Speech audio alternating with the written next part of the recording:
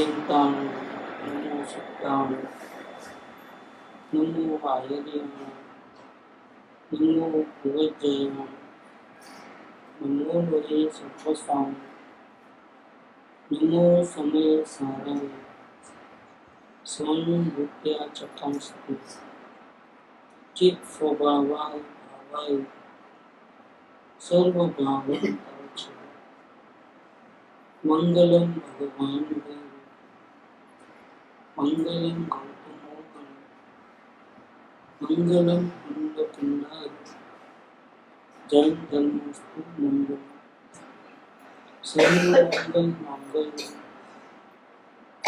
कल्याणकारकम उदानं सर्वधर्माणां जैनं वैकुंठशासनं ओंकार बिंदु संयुक्तं नित्यं ध्यायन्ति योगिनः कामदं मोक्षदं चैव ओंकाराय नमः।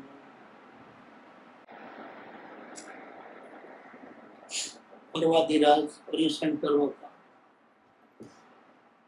आज आखिरी 10वां दिन है। आज का दिन का धर्म है उत्तम ब्रह्मचर्य धर्म। अब तक जो 10 धर्मों में जो पहले आए वो क्रोध मान माया लोभ और असत्य के विपरीत में सामने गुण उत्तम क्षमा उत्तम मार्जव उत्तम सत्य उत्तम सोच। आत्मा के दर्शन होने के बाद ऐसे गुण अपनी अवस्था में प्रकट होते हैं। दुर्गुण खत्म होते हैं, गुण प्रकट होते हैं। और इसके बाद विशेष आराधना करने के लिए, पूर्व कर्मों की निद्रा करने के लिए, नए नए कर्म बंधन नहीं हुए इसलिए, तो वर्तमान के नए कर्म नहीं बंधे इसलिए संयम धारण करता है। और अंदर से इच्छा को जलाने के लिए तपस्या करता है। और इसके आगे फिर तप के बाद का त्याग है। त्याग जो अपने पास है उसको भी वो दूसरों को दे देता है। जो अपने काम की चीजें नहीं, परिग्रह कम कर देता है, उसका नाम है त्याग, ताकि बोझा कम हो जाए, संभालने की चिंता नहीं। और फिर अंदर में आता है जिसको वो त्याग नहीं कर पाता है, उसमें से वो ममत्व छोड़ देता है, उसका नाम है अकिंचन्य धर्म। जिसको त्याग नहीं कर सकता है, तो 4 आघात कर्म को त्याग नहीं कर सकता। ऐसे कई पदार्थ है जिनका त्याग संभव नहीं, तो फिर उनका तो दृष्टि में से अपनापन निकाल लेता है। और अब सारी दुनिया से कट गए, अब क्या करने का काम क्या बाकी रहा। जो शुरू से करता है वही काम करना। लेकिन शुरू में तो क्या होता था, कमजोरी थी, थोड़ा आत्मदृष्टि हो गए, थोड़ा ऊपर बाहर की दृष्टि चले जाए, वापिस अंदर जावे वापिस बाहर। अब क्या हो गया, अब सबसे नाता तोड़ दिया सब प्रकार से। और अब की एक ही काम रहा, अपने ब्रह्म में लीन हो जाना, जो सिद्ध भगवान करते हैं। अभी वापिस उपयोग बाहर आएगा नहीं। इसको बोलते हैं उत्तम ब्रह्मचर्य दिन। ब्रह्म जैसे आत्मा उसमें लीन हो जाना और उपयोग को बाहर नहीं लेके जाना, या जाता ही नहीं है ऐसी स्थिति में। तो क्योंकि ध्यान जहाँ जाता था, इंद्रियों का प्रयोग बंद कर दिया, संयम धारण कर लिए और तपस्या किया, अंदर से इच्छाओं को जला दिया, बाहर में परिग्रह था उसको भी हटा दिया त्याग करके। अंदर में जिसको त्याग नहीं कर सकते उसमें ममत्व छोड़ दिया। अब रहा क्या, अपना। अब एक ही चीज रही, जो अपना आत्मा, जो पहले भी अपने साथ था, सुख में दुख में हर एक में साथ में। हमने अपने आत्मा को भूल करके अनंत जन्म परिभ्रमण किए, सब साथ छूट गए संयोजन, हर वक्त वो आए और छूट गए। लेकिन हमारे परमात्मा का साथ कभी भी छूटा नहीं। वो हमारे साथ ही रहा, हमारा परमात्मा हमारे साथ ही रहा। कभी उसका दूर, सुख में भी हमको साथ दिया, दुख में भी हमको, स्वर्ग में भी वो साथ में था, नरक में भी वो अपने साथ में रहा। वो परमात्मा बच गया। जब सारे सब छूट गए तो कौन अपने हाथ में है, किसका सहारा है? अपने परमात्मा से। और वो परमात्मा में ब्रह्म उसमें लीन हो जाना, उसमें चलना, उसमें रमना, क्या उसमें आनंद करना। चरना का शब्द ऐसा है कि बगीचे में बिना बोझा घूमते हैं, उसका नाम है चरना। चलना और चरने में फर्क है। चलने में तो ध्यान रखना पड़ता है कहीं ठोकर न लग जाए ऐसा। और बगीचे में घूमते हैं तो कैसा घूमते हैं, चल वहां भी चलने की क्रिया है, लेकिन उसको चलना नहीं बोलते, उसको क्या बोलते हैं, चलना। मतलब क्या, तो कोई ट्रैफिक का प्रॉब्लम नहीं, सिग्नल नहीं, कुछ नहीं, दुर्गंध नहीं, खुला हवामान, कोई किसी की रोक टोक नहीं, बगीचा है और चैन से घूमना, चैन से घूमना बिना बोझा, उसका नाम है चलना। तो ब्रह्मचर्य अपने आत्मा में सारा बोझा बार का बार छोड़ करके अपने स्वरूप में लीन होकर के आनंद की मौज करना, आनंद में रहना, उसका नाम ब्रह्मचर्य। अब यहाँ रत्नपुराण श्रावकाचार्य के टीकाकार पंडित सदाशिवदास जी कासलीवाल, उनका विवरण, उत्तम ब्रह्मचर्य धर्म, यह ब्रह्मचर्य नाम का व्रत बड़ा दुर्धर है। वो आसान नहीं है, ब्रह्मचर्य पालन करना आसान नहीं है। सभी बेचारे, देखो जो पाल नहीं सकते वो कैसे हैं, बेचारे। सभी बेचारे जो विषयों के वश होने से वो गुलाम हो गए इंद्रियों के। आंख तो बंद कर सकते हो, कान में भी कुछ लगा सकते हो, रुई वगैरह, लेकिन स्पर्श इंद्रिय, उसका क्या करो। ठंडी गर्मी का एहसास तो होता ही रहता है। बैठने में भी अच्छी जमीन चाहिए, साफ सुथरी चाहिए, किसी को कड़क जमीन चाहिए, किसी को नरम चाहिए गति। ये सब क्या है, स्पर्श इंद्रिय का कार्य। सभी बेचारे जो विषयों के वश होने से आत्मज्ञान से रहित, जो आत्मज्ञान से रहित है वे इसे धारण करने में समर्थ नहीं। जो मनुष्यों में भी जो देव के समान है, क्या पशुता नहीं, राक्षसी वृत्ति नहीं, क्या देव के समान, वे इसे धारण करने में समर्थ। अन्य रंग विषयों की लालसा के दारी ब्रह्मचर्य धारण करने में समर्थ नहीं। यह ब्रह्मचर्य व्रत महादुर्धर है। जिसके ब्रह्मचर्य होता है उसे समस्त इंद्रियों तथा कसायों को जीतना सुलभ है। एक स्पर्श इंद्रिय को वश कर लिया, तो बाकी सब तो बहुत इजी है। बाकी के इंद्रिय में इतना दम नहीं, बहुत इजी, आसानी से कर सकते। लेकिन ब्रह्मचर्य को जीतना, स्पर्श इंद्रिय को जीतना और ब्रह्मचर्य का पालन करना बहुत मुश्किल है। काम भाव से अंधा हो जाने के कारण महाअनिति को प्राप्त होकर अपनी तथा पर की नारी का विचार ही नहीं करता। उनको क्या होगा, तकलीफ कितनी होगी, वो विचार नहीं करते हैं। क्यों कि ये जीव काम भाव से पीड़ित है और उतनी पीड़ा है कि कुछ सुनता ही नहीं, अंधा हो गया, बुद्धि भ्रष्ट हो जाती है। पूरे रामायण में भी यही प्रॉब्लम है। रामायण का जो पुराण बना काय को बना, तो सीता के ऊपर मोहित हो गया राम। और फिर पूरी कितनी बड़ी रामायण हुई क्या। तो यह ये हुआ है कि अपनी तथा पर की नारी का विचार ही नहीं करता। देखो इतना अंधा हो गया कि अपना जो ऐश्वर्य था वो सब नष्ट होने आया। युद्ध में भी एक के बाद एक सब मरते जाते हैं। अपने सगे संबंधी लोग आह्वान करते हैं कि अभी भी तुम सीता को वापिस कर दो। अभी वो काम से अंधा हो जाने के कारण और अभिमान के कारण ऐसा नहीं करता है। मर जाना पसंद है, अंधा होकर के मर जाना पसंद है, लेकिन वासना नहीं छूटती। देखो, और इनको पटरानी बनाना, तो जो पहले से पटरानी था उसका दिल पे क्या गुजरेगी। उनकी रानी का नाम क्या था, रावण की मंदोदरी। उस पे दिल पे क्या गुजरेगी वो उसने कभी ख्याल नहीं किया। तो अपनी तथा पर की नारी का विचार ही नहीं करता है। इस अन्याय से मैं यहाँ पर ही मारा जाऊंगा, राजा का तीव्र दंड भोगना पड़ेगा। अगर पकड़े गए तो क्या होगा, कंप्लेन किया तो क्या होगा, तो जेल जाना पड़ेगा, दंड होगा, क्या बिजनेस चौपट हो जाएगा, आबरू चले जाएगी, वो उतना अंधे को विश्वास नहीं होता, विचार ही नहीं होता। राजा का तीव्र दंड भोगना पड़ेगा, यश मलिन हो जाएगा, धर्म से भ्रष्ट हो जाऊंगा, सत्यार्थ बुद्धि नष्ट हो जाएगी, कुमरण करके नरकों में घोर दुख असंख्यात काल पर्यंत भोगना होगा, फिर असंख्यात काल तक तिर्यंचों के दुख रूप अनेक भव धारण करना होंगे। इसके बाद फिर कु मनुष्य में भी आया अगर, तो अंधा, लूला, कुबड़ा, दरिद्री, इंद्रिय रहित, विकल, बहरा, गूंगा, चांडाल, भील, चमारों के नीच कुलों में उत्पन्न होना पड़ेगा। और फिर इससे भी आगे अब तो वहां से त्रस्त स्थावरों में अनंत काल तक परिभ्रमण करूंगा, ऐसा सत्य विचार कामी जीव को उत्पन्न नहीं होता। और अंधा हो गया, उसको विवेक खत्म हो गया, जागृति खत्म हो गई। क्या उसको समझाने पर भी वो मानेगा नहीं, क्योंकि वो इतना उसका पीड़ा होती है, तो पीड़ा को शांत करने के लिए उसके पास दूसरा कोई चारा ही नहीं।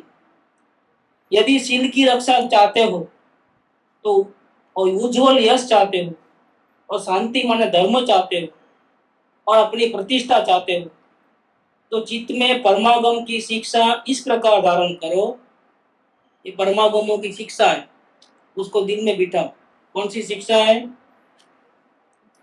कि स्त्रियों की कथा कभी भी मत सुनो, न कहो, स्त्रियों के राग रंग, कौतूहल, नाटक, दृश्य मत देखो।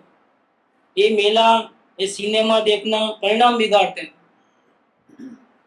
ये जो बात लिखी है आगम की, वो चेक कर लेना, बहुत आसान है चेक करना। टीवी खोल के बैठो भी, देखो क्या होता है। एडवर्टाइज जैसी चीज में भी वही बात, इसमें स्त्रियों का कोई संबंध नहीं रहता। ऐसी भी एडवर्टाइज है, सब में वो प्रमुख है, क्योंकि इसके बिना जीव अट्रैक्ट नहीं होता। पूरी दुनिया को वश करने वाला वही चीज है, काम भोग, काम वासना। तो यहाँ एक परमागम की बात ध्यान में रखना कि स्त्रियों की कथा नहीं सुनना, न दूसरों को कहना, न उनके राग रंग, कौतूहल, नाटक, दृश्य वो भी नहीं देखना। ये मेला सिनेमा देखना परिणाम बिगाड़ते हैं।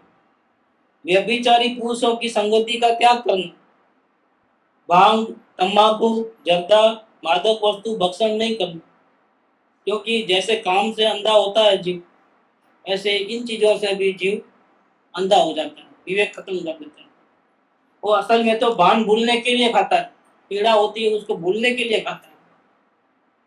तो अपनी शुद्ध बुद्ध गंवा देना हो तो ये सब करना, शुद्ध बुद्ध गंवा देना हो तो भांग, तंबाकू, जर्दा, मादक वस्तु भक्षण नहीं करना। तांबूल, पुष्पमाला, इत्र, फूलेलादि, शील भंग, व्रत भंग के कारणों को दूर से ही टालो। ये परमागमों की शिक्षा है। गीत, नृत्य आदि काम को बढ़ाने वाले ऐसे कारणों का परिहार कर। रात्रि भोजन छोड़ो। विकार करने के कारण लोक विरुद्ध वस्त्र आभरण नहीं पहने, क्योंकि वो देखते ही लोगों को विकार आवे, तो ऐसे शॉर्ट वस्त्र इस प्रकार से पहन करके या फैशन करके मत निकलो। एकांत में किसी भी स्त्री मात्रा का संसर्ग न कर। रसना इंद्रियों की लंपटता छोड़ो। जीवा इंद्रियों की लंपटता के साथ हजारों दोष आ जाते हैं, ये जीव के कारण। इसी से समस्त उच्चता, यश, धर्म नष्ट हो जाता है। समता भाव को तो वह स्वप्न में भी नहीं याद करता। लोक व्यवहार भ्रष्ट हो जाता है, ब्रह्मचर्य भंग हो जाता है। अतः जो आत्मा के हित का इच्छुक हो वह एक ब्रह्मचर्य की रक्षा करे। क्यों दूसरे दूसरे व्रत क्यों नहीं लेना, एक ब्रह्मचर्य क्यों लेना? कि ब्रह्मचर्य व्रतों का राजा, अगर ये आ गया ना हाथ में तो बाकी सबको जीतना आसान। ब्रह्मचर्य व्रत माने क्या कि इंद्रियों का जो विषय होते हैं उनको छोड़ करके अपने आत्मा में लीन रहना। तो लीन होता ही बाकी की प्रवृत्ति तो अपने आप बंद हो गई। जब ब्रह्म में लीन हो गए तो न चखना होता है, न देखना होता है, न सुनना होता है, कुछ नहीं। तो अपने आप एक ब्रह्मचर्य के व्रत के पालन से अपने आप सारे प्रकार के जो दुर्गुण है वो अपने आप खत्म हो जाते। तो आत्मा के हित के इच्छुक हो वो एक ब्रह्मचर्य की रक्षा करे। इस प्रकार ब्रह्मचर्य धर्म का वर्णन किया। इसी भगवान निरंतर ब्रह्म में लीन हुए। उनको अभी वो पालन नहीं करना पड़ता है, क्योंकि व्रत का पालन कौन करे? जिसका व्रत नहीं रहता, वो स्थिरता नहीं रहती है, वही स्थिरता बढ़ाने के लिए व्रत का पालन करे। केवली को, आर्यन भगवान को, सिद्ध भगवान को अपना उपयोग आत्मा में ऐसा लीन हो गया है कि शादी अनंत काल तक आत्मा से उपयोग बाहर जाएगा ही। लेकिन जब तक ऐसी स्थिति नहीं आवे तब तक अपने आत्मा के साथ कांटेक्ट में रहने के लिए ब्रह्मचर्य व्रत का पालन करना। यहाँ पर ये शॉर्ट में विवरण पूरा हो, तो चलता अधिकार।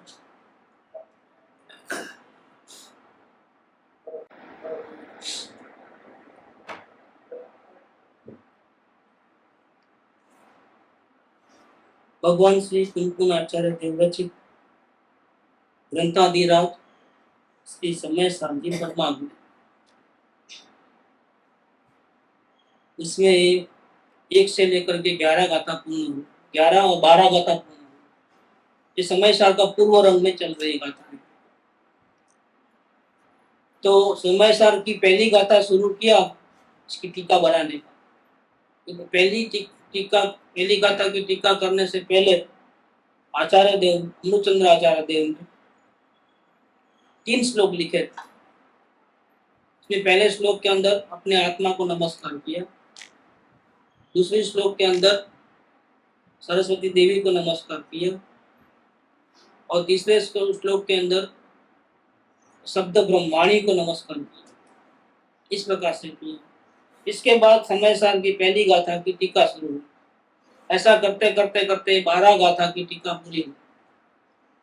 तो समय साल ओरिजिनल है वो अर्धमागधी भाषा में, प्राकृत भाषा में, जो आज से 2100 साल पहले कोनूर हिल में भगवान श्री कुंकुमाचार्य देव ने उसकी रचना की। ये रचना होने के पहले उमाविद क्षेत्र गए थे भगवान सिमंदर भगवान के पास। वहाँ साक्षात वहाँ 8 दिन रहे, और वहां से आने के बाद कोनूर हिल में सबसे पहला शास्त्र लिखा प्रवचन से, और इसके बाद द्रव्यान योग का ये महान ग्रंथ लिखा है, उसका नाम है समय सार। लेकिन उसके 1000 वर्ष बाद अमृतचंद्र आचार्य देव, जो उनके लेवल के थे, 6ठे 7वें गुणस्थान में जुड़ने वाले, दिन में हजारों बार म्यूजिकल अपने आत्मा के आनंद में लीन होने वाले, ऐसे आचार्य देव ने वो प्राकृत भाषा कोई नहीं समझ पाएगा, समझ करके इसका संस्कृत में टीका बना। और टीका बनाते बनाते, टीका माने क्या, उसका विस्तार करना, समझाने के लिए, मूल गाथा को समझाने के लिए विशेष विवेचन, उसका नाम टीका। और वो अपनी भाषा में, मतलब संस्कृत भाषा वो टाइम में चल रही थी, तो वो टाइम समय की जो भाषा थी संस्कृत, उसमें उन्होंने इसका भाषांतर किया, और भाषांतर के साथ साथ उसका विवरण बढ़ाया समझाने के लिए। अब भाषांतर करते करते कभी कभी उनको इतनी भक्ति आती थी इसकी रचना देखकर, एक के बाद एक गाथा ऐसी है जैसे कि मोती की माला हो, एक एक गाथा मोती की माला के जैसा, एक के बाद एक ऐसा सरस सीक्वेंस है इसके अंदर। ऐसा होता है कि सुनते रहो, जिसको इसका भाव मालूम होता है उसको तो ऐसा फील होता है कि बंद क्यों कर दिया लेक्चर, अभी चालू रखो कथा। खाना भूल जाता है और सब दुनिया की चिंता भूल जाता है, सुनते रहे ऐसा हो जाता है। बस इतना आधा घंटा 15 मिनट ऐसा हो जाता है। तो इनको भी टीका करते करते इतना रस आया अंदर में, आचार्य देव को इतनी इसकी महिमा इतनी आई कि 12 गाथा पूर्ण हुई तो भक्ति जो अंदर में दब के रखी थी ना, वो बाल उछल के आ गई। अब रहा नहीं आता, टीका बंद कर दिया। 13वीं गाथा की टीका करना ऐसा नहीं है, नहीं, पहले मेरे दिल के भाव में व्यक्त करना चाहता। ओह ऐसा हो गया। और ऐसे अपने दिल के भाव व्यक्त करने के लिए उन्होंने गद्य भाषा छोड़ दी और कविताएं बनाना शुरू कर दी संस्कृत, और वो भी राग वाले हैं। अपने को तो राग आता नहीं, लेकिन राग में गीत बनाए, पोएम बनाए। तो उन्होंने 4था नंबर का श्लोक यहाँ बनाया है 12वीं गाथा पूर्ण। ये मालिनी छंद के अंदर है, मेरे को इसका राग नहीं मालूम, वो शार्दुल वगैरह मालूम है, लेकिन मालिनी का मेरे को नहीं मालूम। श्लोक पढ़ते हैं। 4 नंबर उभय नय विरोध ध्वंसी स्यात् पदाम के जिन वचसी रमन्ते ये स्वयं वांत मोहा सपति समय सारम ते परम ज्योतिर्उच्चे रणव मनय अक्षाक्षण भीक्षण एव।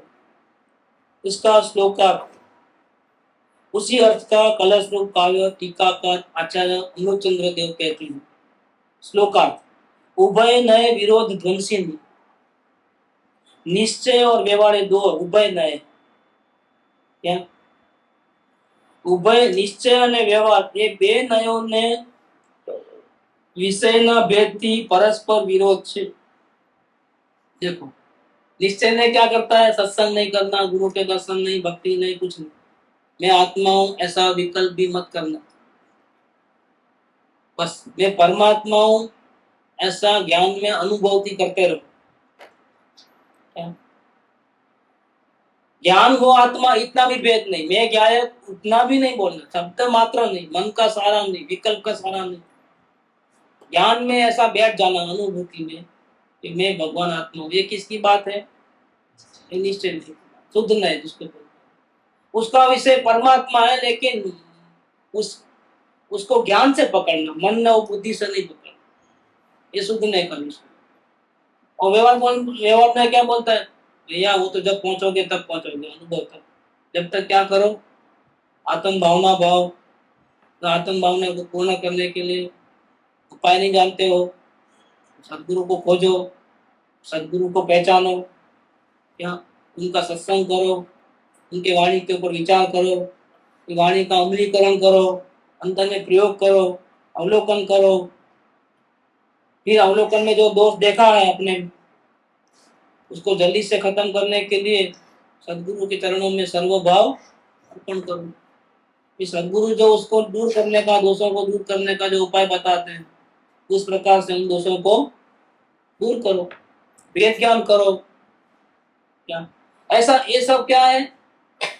करो करो करो करो, ये सब क्या है? कर विचार तो पाम, और वो व्यवहार नहीं कहता है, और निश्चय ने क्या कहता है? छोड़ विचार तो पाम। दोनों में कितना अंतर है? दोनों ऑपोजिट है। तो ये इन दोनों को विरोध जो है उनको नाश करने वाला है।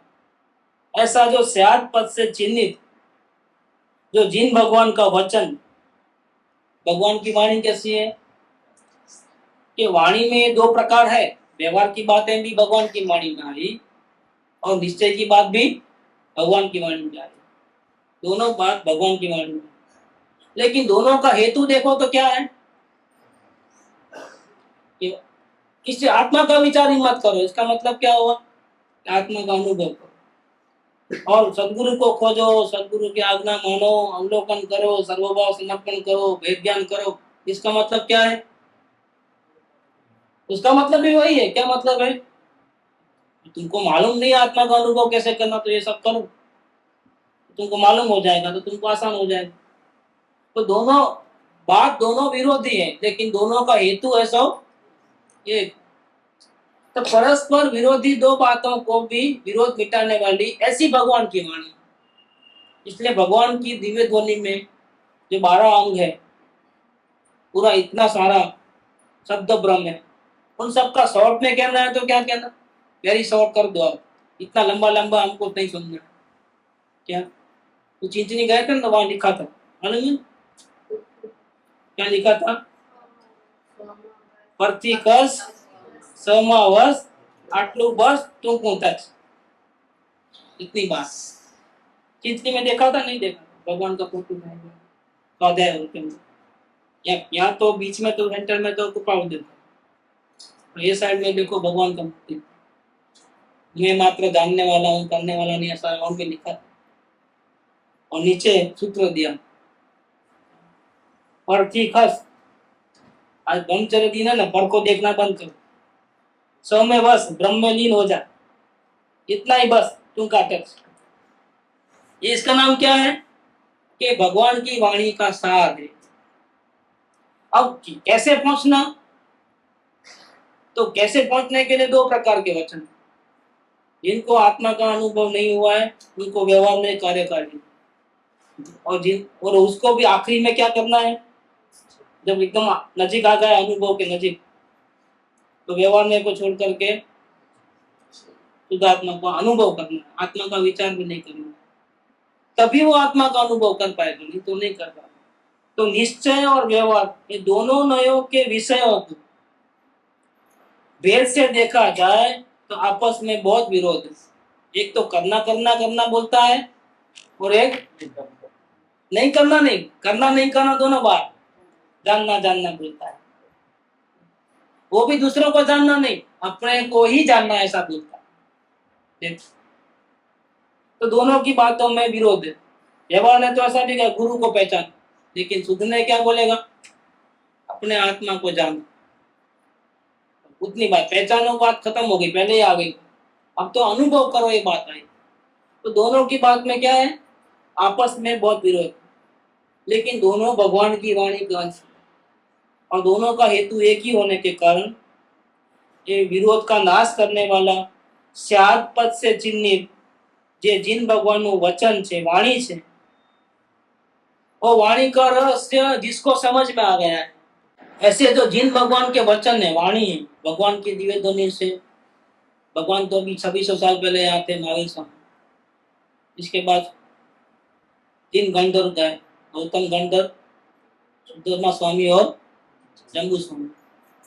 अभी अपने अगली शिविर लगने वाली है जम्बू स्वामी का निर्माण क्षेत्र में। अभी तो ऐसा है, तो बाद में क्या होगा नहीं मालूम, मथुरा जाने का प्रोग्राम। तो जम्बू स्वामी आखिरी केवली हो गए, यहाँ से मोक्ष जाने वाले इस काल के अंदर। सबसे लास्ट, सबसे पहले गए बाहुबली और सबसे लास्ट गए वो जम्बू स्वामी। 24 की बात करें। इसके बाद आचार्यों की परंपरा, श्रुत केवली आचार्य, ऐसा करते करते एक भगवान की वाणी पास ऑन होते गई। अपने पास भी ये समय सा कहाँ से आए क्या, और वो गुजराती भाषा में कहाँ से आया कि कान्जी स्वामी के पास। कान्जी स्वामी के तो कहाँ से मिला, तो उनको कृपावड़े ने छपाया था, नहीं वो भी कृपावड़े के पास कहाँ से आया, तो पंडित जयचंद जी ने संस्कृत ढूंढारी भाषा में बना के रखे थे, उनको कहीं हाथ में आ गए। जब हाथ में आई तो क्या हुआ, दुकान पे कोई आया कोई देने के लिए, आपना है, आप बहुत बड़े विद्वान, हमारे को समझ में नहीं आता, आपको समझ में आता करके वो दिया, लेखा संदेश आचार्य भगवान गुनगुनाचार्य देव, बस इतना। अब ये पन्ना भी नहीं खोला, ऐसा मोती उठाया, मोती बोती जो भी आया दे दी। ज्ञानियों को जो कीमत होती है, क्योंकि ये भगवान की वाणी, किसकी वाणी है, हम तो डायरेक्ट भगवान को नहीं मिले, लेकिन भगवान का संदेश आया तो वाया वाया वाया वाया गिर जाएंगे। अगर भगवान की वाणी हमारे हृदय में उतर जाएगी तो क्या होगा, कि हमारे जन्म मरण का नाश होगा। ऐसी भगवत वाणी, तो ऐसे भगवान की वाणी, उसमें जो पुरुष रमते हैं माने क्या, पुरुष माने आत्मा, स्त्री पुरुष ऐसा भेद नहीं है, पुरुष का मतलब यहाँ आत्मा। जो आत्मा भगवान की वाणी, कैसी वाणी, कि व्यवहार ने भी उसमें, निश्चय ने भी उसमें, और दोनों के विषय परस्पर विरुद्ध है। व्यवहार ने का विषय सदगुरु है, जिनवाणी है, क्या जिनेन्द्र भगवान है, लेकिन निश्चय ने का विषय कौन है, अपना भगवान, और कोई नहीं। दोनों का विषय परस्पर विरुद्ध है। देव गुरु शास्त्र बाहर है और अपना भगवान, और भगवान की वाणी में दोनों बातें आई। देव गुरु शास्त्र के शरण में जाओ, ऐसी भी बात आई, और अपने आत्मा की शरण में जाओ, ऐसी बात भी आई। लेकिन दोनों का हेतु एक ही है। दोनों का हेतु क्या है, कि तुमको अनंत काल का जो परिभ्रमण है मिट जाए, और तुझे अपने भगवान का दर्शन हो जाए, और तुमको शाश्वत शांति मिले, वही उनका प्रयोजन है भगवान की वाणी। भगवान की वाणी में संसार बढ़े, राग द्वेष बढ़े, ऐसा उपदेश कहाँ से होता है। ऐसे उपदेश तो जो भगवान नहीं है, जो शैतान है, उनको उनकी वाणी में आता है। भगवान तो सबके ऊपर दया करने वाले, जीव मात्र के ऊपर। भगवान के पास तो करुणा है, तो वो तो अपने को जन्म मरण से डुबाने की बात तो करेंगे ही, कैसे तीरे वो बात करेंगे, तो उनकी वाणी ऐसी है। अब जो आत्मा उनकी वाणी का पान करता है, रसास्वादन करता है, उसमें खेलता है, रमता है। रमता का मतलब क्या होगा? रम देखो, हम पढ़ते हैं तो आनंदित नहीं पढ़ते वक्त, सुनते वक्त भी इतना आनंदित नहीं, लेकिन खेलते हैं तब क्या होता है? आनंदित। ऐसे भगवान की वाणी कैसा सुनना? खेलते खेलते प्रफुल्लित चेहरे से, ये मेरे हित की बात है, या आनंद, आनंद से प्रीति, इसमें लिखा है प्रचुर प्रीति सहित अभ्यास करना। कैसे करना? रोते रोते अवलोकन नहीं करना, क्या मेरा क्या होगा ऐसा निर्णय करके। भगवान की वाणी है, उसका तो बहुमान करो कि अभी मेरे दुख के दिन दूर होने वाले हैं, भगवान की वाणी मेरे को मिल, क्या अब मेरे दुख के दूर दिन जो है अब टलने वाले हैं नजीक में, तो क्या होता है? जैसे आपको अभी बस जल्दी निकाल देने वाले हैं जेल में से बाहर, 7 साल की सजा मिलने, और 1 साल के बाद ही बोल जाएगा आपका व्यवहार अच्छा है, और 4-5 दिन पहले आके बोल के गए कि आपको इस तारीख को छुट्टी कर देते। ये बात बोलते हैं तो क्या होता है? अरे इतना जल्दी ऐसा बोलते हैं, क्या बोलते हैं? 7 साल का था ना, अभी क्यों इतना जल्दी? तो सुनते ही क्या होता है? आनंदित हो जाता है। और गुरुदेव एक दृष्टांत देते हैं, हमने देखा हमारे गांव में, हमारे घर में 2-2 गाय थी, क्या? तो सुबह दूध निकालने के लिए गोवाला आता था हमारे घर 7 बजे करीब, फिर शाम में 5 बजे करीब। गाय का दूध हमारे को मिले इसके पहले क्या करते थे? बछड़े को जो बांध के रखा था उसको पहले पीना, सबसे पहला अधिकार तो उसके बछड़े का रहता, तो उसको 15-20 मिनट उसको छोड़ देते हैं किसी से, पहले वो पी लेता है, फिर उसको खींच करके नहीं छोड़ता है, फिर भी उसको चुरा करके वापस बांध देते हैं, फिर हमारे घर वाले लोगों के लिए दूध निकालते हैं, वापिस वो बेचारा जो बछड़ा बंधे रहता है जब तक, क्योंकि अगर उसको खुला रखे तो फिर वहीं रहता है, क्या, और धमाल भी मचाता है बहुत, तो उसको खुला नहीं, बांध के रखना। और फिर क्या करते हैं, शाम को 5 बजे वो गोवाला आने का टाइम है, तो उसको मालूम पड़ जाता है, तो गोवाला एंटर दरवाजा खोले ना, तो पहले से ही नाचता था, लेकिन दरवाजा खोले तो क्या बोलना होगा, उसका डांस देखना ऐसा 4 पांव से नाचता था, क्या एक भी पांव जमीन पे नहीं ऐसा नाचता था। वो तो हमने देखा है, रोज देखा है ऐसा। देखो क्यों क्यों नाचता है मालूम? कि सारा दिन का मैं भूखा प्यासा हूं, अभी मेरे को छोड़ेगा, वो छूटने का टाइम आया है। तो छूटने की बात जब आती है, मुक्ति की बात आती है, तो किसको अच्छा नहीं लगेगा?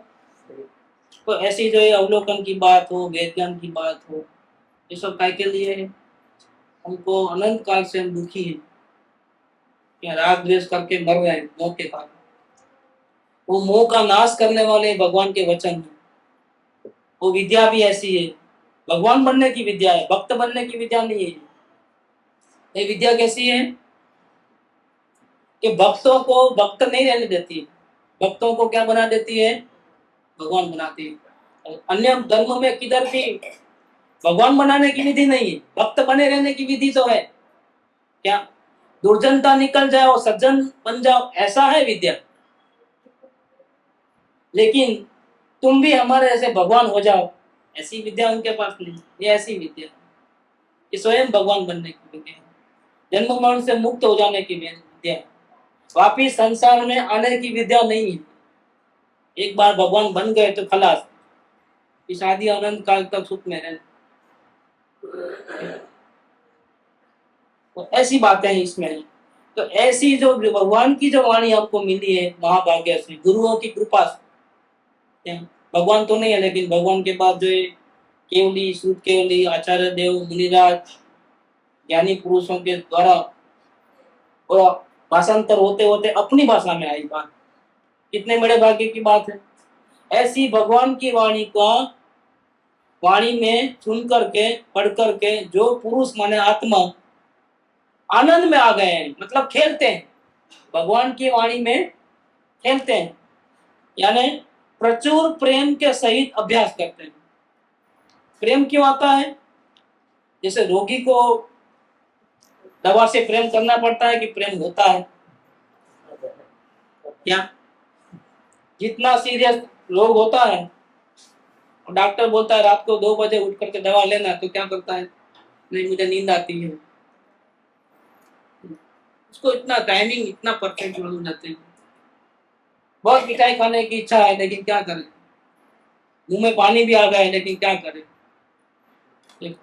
क्या करता है? डॉक्टर की आज्ञा में रहता है, मिठाई को हाथ भी नहीं लगाता, देख करके रो लेता है, लेकिन खाता क्यों नहीं खाता है? ये इसकी परहेजी है। तो दवा और परहेजी से रोगी को कितना प्रेम होता है।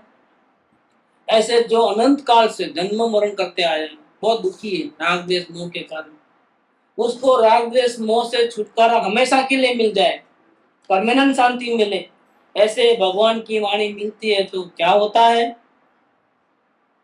कि प्रेम हो जाता है। उस वाणी के साथ क्या हो जाता है? प्रेम होता है। वो प्रेम करना ही नहीं है सिर्फ चलो आज दवा मिल गई बहुत अच्छा हो, ऐसा नहीं। टाइम टू टाइम जैसा उसका परहेजी के साथ जो करना है पीना वगैरह, ऐसा एक वाणी सुन करके आनंदित होकर के क्या करता है? उसका अभ्यास करता है। सुन करके इसमें से निकाल नहीं देता। क्या सुन करके इस कान में से सीधा डायरेक्ट कान नहीं निकालता, सुन करके हृदय में धारण करना ही बात आगे जाता है, और फिर अभ्यास करना, अवलोकन की बात सुनना, लेकिन सुनने के बाद निकाल नहीं देना।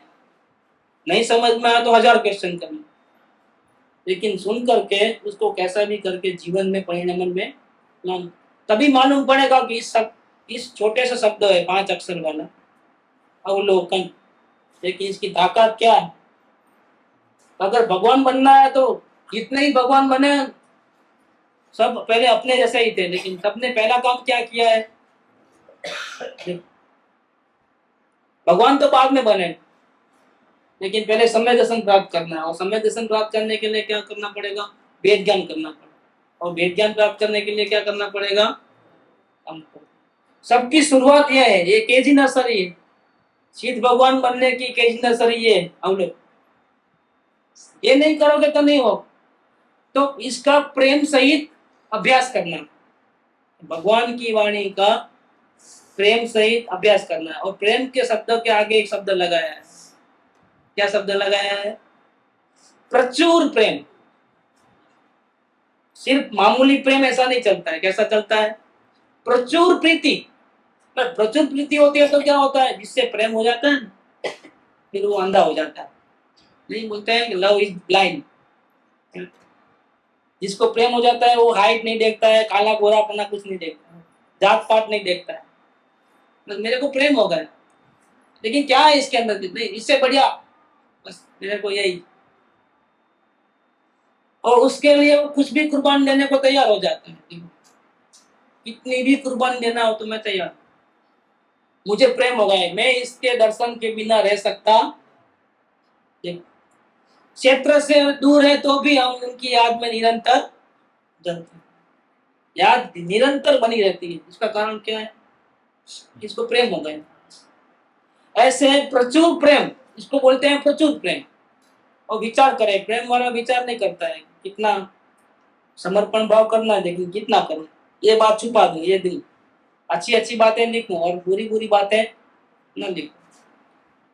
जितना अच्छा अच्छा हुआ है, गुण प्रकट हो गए, वो तो सब लिख देता है, और अभी अभी जो दोस्त रह गया है वो नहीं लिखता है। प्रेम वाला ऐसा नहीं करता है, प्रेम वाले की बुद्धि खत्म हो जाती है। क्या? वो तो सब जो आया दिन में लिख देता है, अच्छा बुरा जो भी है वो लिख देता है, क्योंकि वो बुद्धि विचार कौन करता है? क्या लिखना क्या नहीं लिखना, क्या बताना क्या नहीं बताना, वो कौन विचार करती है? बुद्धि विचार करती है। और प्रेम होता है तो बुद्धि को जाना पड़ता है, भाग जाना पड़ता है। प्रेम और बुद्धि दोनों साथ में नहीं रह सकते। अपनी बुद्धि को नीचे रखो तो प्रेम हो जाएगा। अपनी बुद्धि जब तक दब दब करेगी, ये तो इस नए का कथन है, उसका क्या फिर व्यवहार नहीं का क्या, कि व्यवहार की बात आएगी तो निश्चय का क्या, ये सब क्या है, ये पंडितों का काम है, बुद्धि वालों।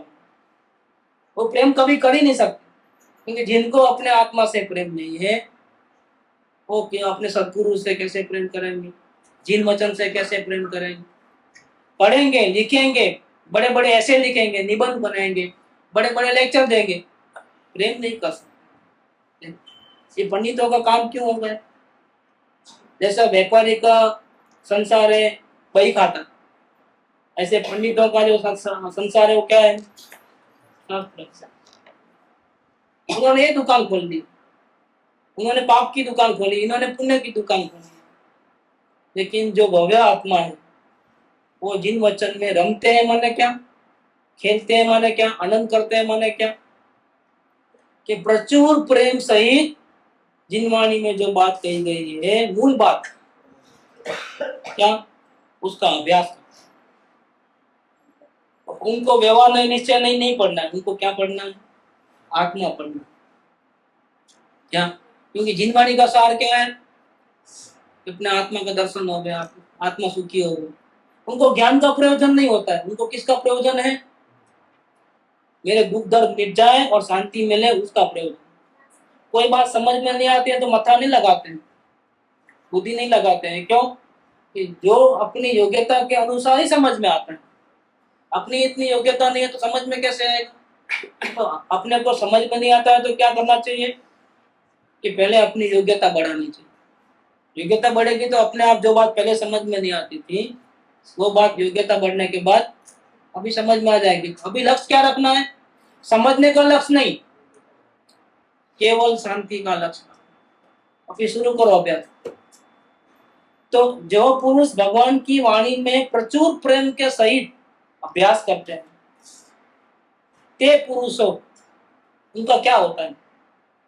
ते पुरुषों पोतानी मेड़े स्वयं अपने आप, इंटू ब्रैकेट, अन्य कारण बिना, दूसरों की मदद बिना, दूसरों की हेल्प लेने की जरूरत नहीं, स्वयं मिथ्यात्व कर्म न उडे नु वमन करेंगे।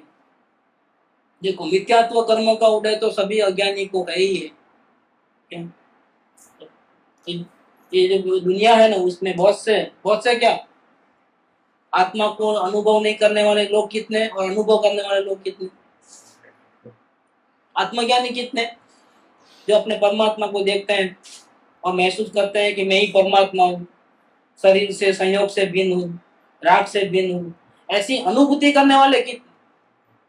वो आत्मा को जानने वाले हैं, शास्त्र पढ़ने वाले भी अनुभूति करने वाले नहीं है सबके सब। क्यों? कि उन्होंने आत्मा के बारे में सुना है, पढ़ा है, समझा है, बुद्धि से बराबर समझ लिया, लेकिन फिर भी उनका अनुभव नहीं किया। तो जिन्होंने जिन शास्त्रों का श्रवण वांचन मनन सब किया है, चिंतन मनन किया है, उनको भी अनुभव नहीं होता है या नहीं हुआ है। तो जो नहीं पढ़ते हैं उनका तो काम। तो इस दुनिया में अधिकांश लोग कैसे हैं? तो जिसको आत्मा का अनुभव नहीं हुआ, ऐसे लोग हैं। करोड़ों अब्जों में कितने होंगे आत्मज्ञानी? 6 अब्ज की वस्ती है, अभी बढ़ भी गई हो तो नहीं मालूम।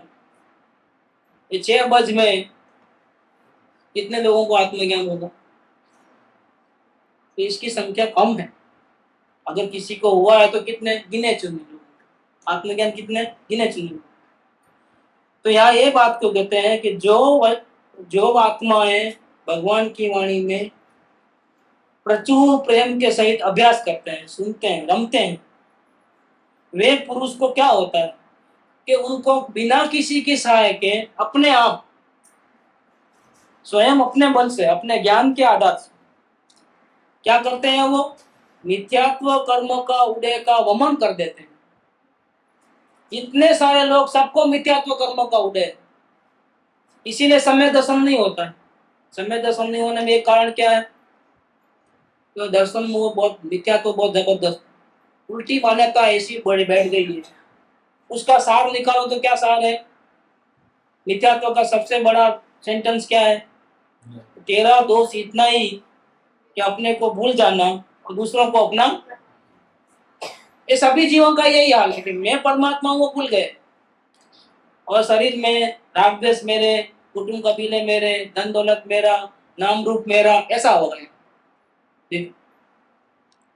देश के साथ एकत्व, समाज के साथ एकत्व, सोसाइटी के साथ एकत्व, अड़ोस पड़ोस का, ये मेरा बिल्डिंग, ये मेरी संस्था, मेरी दुकान, मेरा घर, मेरा लड़का, मेरा, क्या हो गया? मैं परमात्मा वो भूल गए, एक दशकण भी मेरा नहीं है वो भूल गए और सबके साथ मिलान कर दिया। ये मिथ्यात्व का रोग जीव मात्रों को लागू है, सबको उसका उदय है।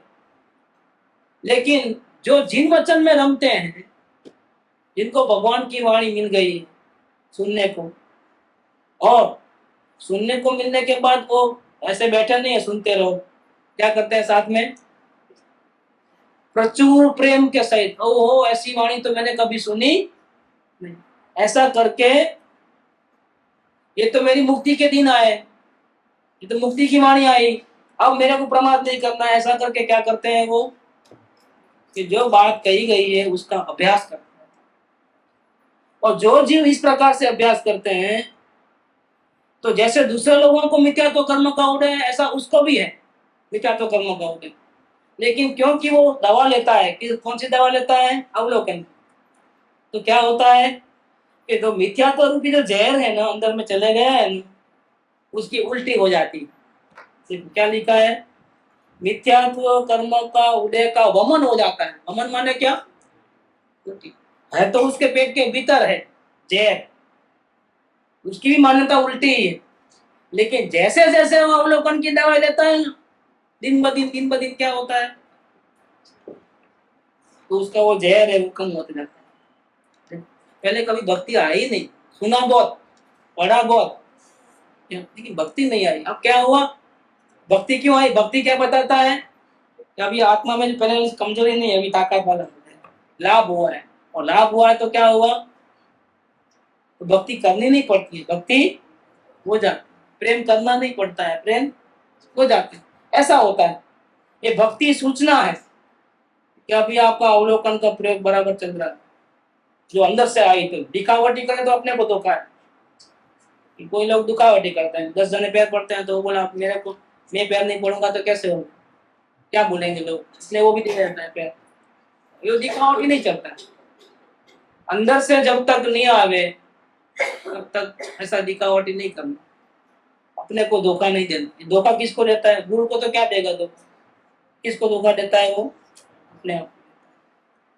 यहाँ ये बात लिया है कि जो जीव भगवान की ऐसी स्यादवाद वाणी उनमें केली करता है, खेलता है, अभ्यास करता है, वो जीव जो मिथ्यात्व रूपी जहर अपने अंदर में मन में चले गया है, पेट में उतर गया है, क्या जो अनंत काल से नहीं निकला है, वो जहर कैसा है? अनंत काल से राग द्वेष मोह आदि होते ही रहते हैं उसके घर, पीड़ा पीड़ा पीड़ा आदि व्याधि ऊपर। लेकिन जो जीव अवलोकन का वेद ज्ञान का अभ्यास करते हैं, जिन वचन में केली करते हैं, तो उनको क्या फायदा होता है? उनके मिथ्यात्व कर्म का उदय का वमन हो जाता है।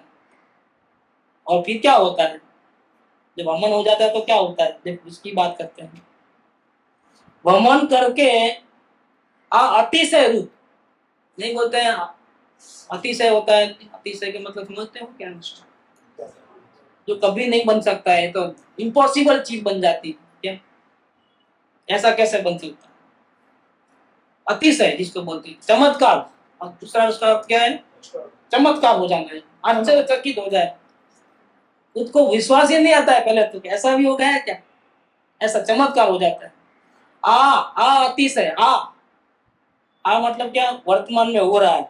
अरे इतने उपवास किए, इतनी माला फेरी, उतना ये किया, उतना मगजमारी किया, लेकिन ऐसी शांति कभी मिली? ऐसी भक्ति कभी आई? उसको क्या होता है? ये माने क्या? क्या बताता है? ये कोई कहीं सुनी हुई बात नहीं है, ये हमारे वर्तमान परिणाम में जो फेरफार हुआ है प्रत्यक्ष वो अनुभव में आ रहा है। इसका मतलब क्या है? क्या ये सुनी सुनाई बातें नहीं है, ऐसी भी भक्ति होती है मीराबाई जैसी। क्या ऐसा भी दीवानापन होता है? सारा दिन कुछ नहीं सुनता है, गुरु गुरु गुरु गुरु सुनते हैं, रात दिन सब कुछ मालूम नहीं पड़ता है, क्या खाते हैं, क्या पीते हैं, क्या बोलते हैं, इधर जाना अच्छा नहीं, टीवी देखना अच्छा नहीं, घूमना अच्छा नहीं, बात करना अच्छा नहीं, ये सब क्या हो गया? सब पागलपन होता है।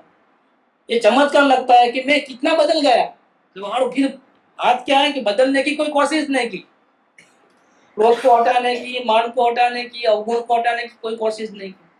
लेकिन ये कैसा चमत्कार हो गया कि अवलोकन करते करते सारे दुर्गुण अपने आप बिना हटाए आश्चर्यचकित हो जाते। ये अतिशय अतिशय रूप परम ज्योति प्रकाशमान शुद्ध आत्मा। कैसा है आत्मा? एक तो शुद्ध आत्मा है, और राग द्वेष मोह आदि किसमें है? आत्मा में नहीं, किसमें है? अवस्था में। या ऐसा बोलो कि माइंड में वो कर रहा है, माइंड चलता है, माइंड में सब विचार आते हैं, अच्छे बुरे सब। और आत्मा कभी विचार करता? आत्मा केवल क्या करता है? तो आत्मा जानना जानने वाला है। आईने में विष्टा दिखे तो क्या आईना विष्टा वाला हो गया? ऐसे आत्मा के ज्ञान दर्पण में राग द्वेष मोह दिखे तो क्या आत्मा रागी द्वेषी हो गया? दर्पण को कुछ लेना देना। दर्पण के सामने अग्नि हो तो दर्पण गर्म नहीं होता, बर्फ हो तो ठंडा नहीं होता है। ऐसी जो ये शुद्ध आत्मा की परम ज्योति है, क्या जो स्पष्ट प्रकाशमान है। प्रकाशमान माने क्या? कि वो आत्मा को देखने के लिए दूसरे दीपक की जरूरत नहीं है। जैसे सूर्य को देखने के लिए दूसरा सूर्य चाहिए, ऐसे ही अंदर में जो चैतन्य हीरा है, जबक जबक कर रहा है, ज्ञान की मूर्ति है, उसको देखने के लिए दूसरे आत्मा की किसी की जरूरत, दूसरे ज्ञान की जरूरत? टॉर्च लाइट लेके जाना पड़ता है अंदर, तो दिख जाएगा टॉर्च लाइट से। ऑपरेशन करके उसमें ही है ना, तो काट के देखो आत्मा को, देखेगा? डॉक्टर लोग देख सकेंगे आत्मा को, अपनी आत्मा को? यहाँ से काटो पूरा, अच्छा खोल के देखो तो देख जाएगा? नहीं देखेगा, क्योंकि ये स्वयं प्रकाशमान है, उसको देखने के लिए अन्य ज्योति की जरूरत नहीं। स्वयं प्रकाशमान आत्मा को क्या होता है? अतिशय रूप परम ज्योति प्रकाशमान शुद्ध आत्मा को तुरंत देखता है। सोचता है, पढ़ता है, याद करता है, उसका चिंतन करता है, उसका मनन करता है, ये बात नहीं दिया। क्या लिखा है कि जैसे वो मिथ्यात्व कर्मों के उदय की उल्टी हुई तो अंधापा चले गया, आंख खुल गई अंदर की, बाहर की आंख बंद हो गई, ये आंख बंद हो गई। कौन सी आंख खुल गई? भगवान को देखने वाली आंख अंदर, यहाँ तीसरा नेत्र है इधर, वो खुल गए। शंकर भगवान का तीसरा नेत्र होता है।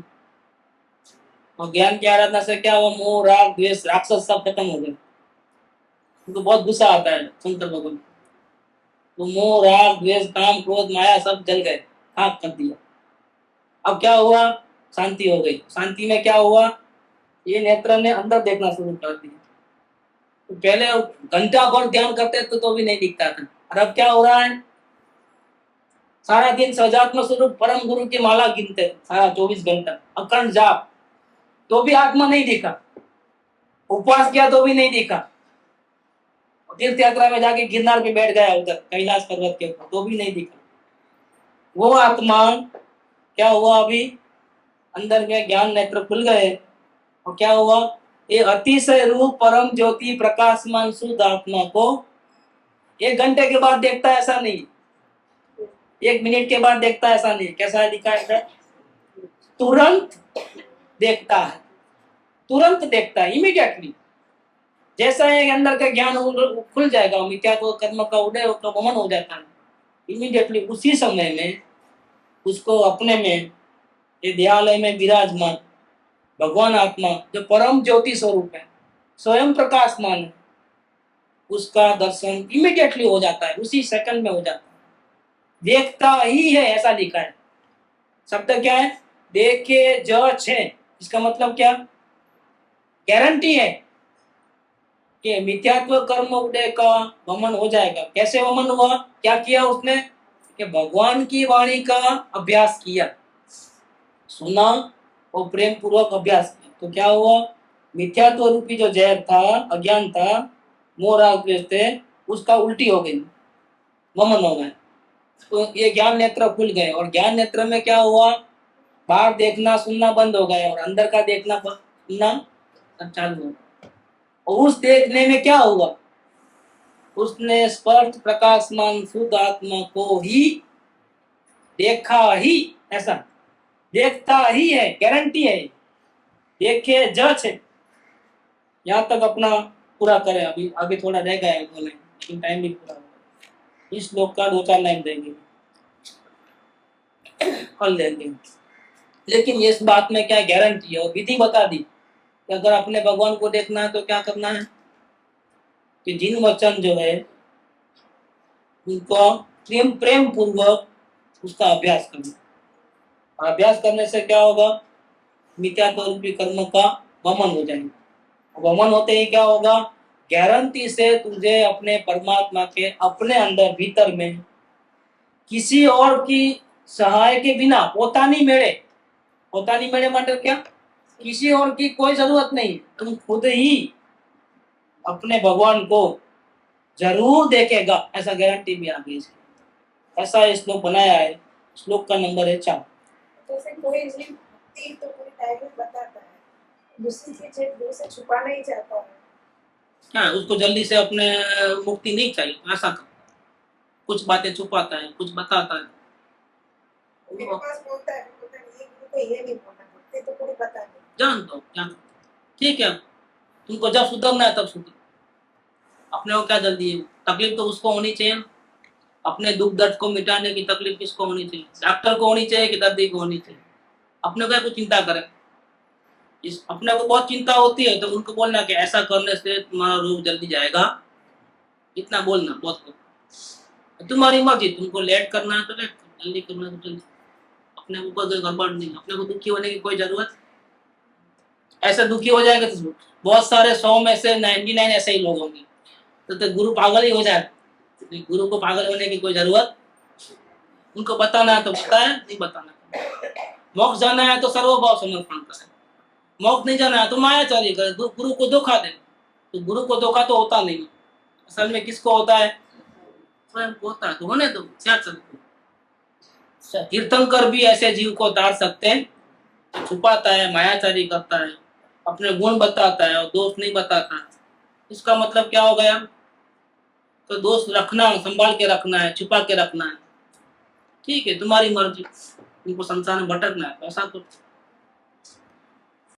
सुख धाम अनंत सुसंत चही, दिन रात रहे तद ध्यान मही, प्रशांति अनंत सुधामय जे, प्रणमु पद तेवर तेजयते, प्रणमु पद तेवर तेजयते।